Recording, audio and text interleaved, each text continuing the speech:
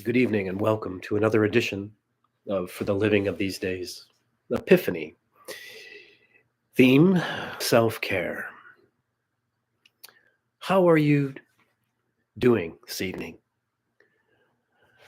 I've heard many who have been battling viruses and sickness, and I'm currently recovering from my yearly sinus infection.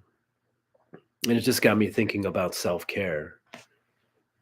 Begins with the question of how are you feeling these days? Are you taking care of yourself?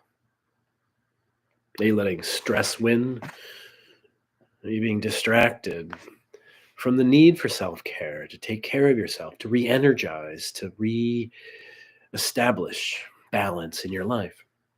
I ask this because with more of us getting the flu or any number of viruses or just dealing with exhaustion, we need to take better care of ourselves. Or you're overhearing my need to take better care of myself. But I invite you into that question. So I ask again, how are you today? Are you practicing self care in light of the stress of the living of these days? We can rest in the realization that faith, hope, and love win, even though the darkness seems stronger. I've spent the last few days thinking about taking that time. Even with a sinus infection, it does allow a time to restock, to re-energize. I've spent these last few days examining my life, wondering how my self care is going. Do you have a spiritual practice focusing on your attention on God's love? The first question for self care. When I look at my self care, I am reminded, like all of us are, that physical self care begins with getting enough sleep, eating a well balanced meal, staying hydrated, exercising regularly, avoiding those substances that alter your mood. Don't self medicate, everything in moderation. Take care of your mental health. Are you practicing gratitude for those right in front of you and connecting with others, friends and family, your neighbor, even with others who are lonely and need a friend? Mental health self care begins with practicing relaxation, meditation, maybe deep breathing. Are you taking the deep breathing moments to just focus? Are you fasting from social media from time to time here? Consider taking time with a counselor, a coach, a spiritual leader, a trainer.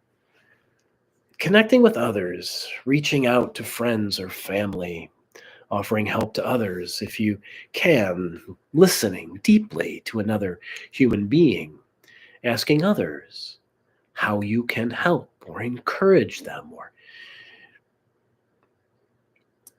be gentle with yourself. Notice your patterns and those rabbit holes that we go down. So, on this self care topic, you probably already have those rhythms of your life. But pay attention when you get out of rhythm, when you are lost in the dark and the rabbit hole. Let your spiritual health also be a calling. Do you have a spiritual practice each day, connecting with the divine love of God through meaningful worship, or sitting in a forest just bathing in the sounds of nature, praying with others, meditating, breathing, spending time in silence, living radically in the moment? Self care is also the willingness to ask another human being, how are you feeling? Are you okay? And be willing to sit in the silence with another. And in the midst of that moment, to just be with another human being in that question, not trying to fix it, but just be present. You can choose life, You can choose love. You can care for another living creature. It is okay. Self-care is resistance to the struggle. Take care of yourself these days, my friend, and know that you are loved beyond measure. And give yourself grace. Be gentle with yourself, and then be that love to another human being. Tricia Hershey, in her book, Rest is Resistance, a Manifesto, writes, the rest is resistance framework also does not believe in the toxic idea that we are resting to recharge and rejuvenate so we can be prepared to give more output to capitalism, to whatever it is that you are seeking to give output to.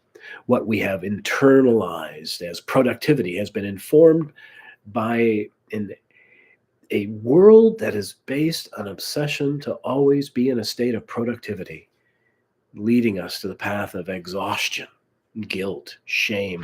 We falsely believe that we are not doing enough and that we must always be guiding our lives toward more labor. She writes, the distinction that must be repeated as many times as necessary is this: we are not resting to be productive. We are resting simply because it is our divine right to do so. And she finishes in this quote: we must believe we are worthy of rest. We don't have to earn it. It is our birthright. It is one of our most ancient and primal needs.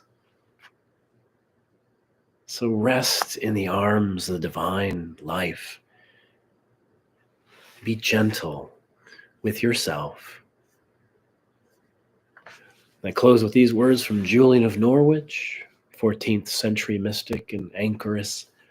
All shall be well, and all shall be well, and all manner of things shall be well. So get some rest until we meet again. Peace.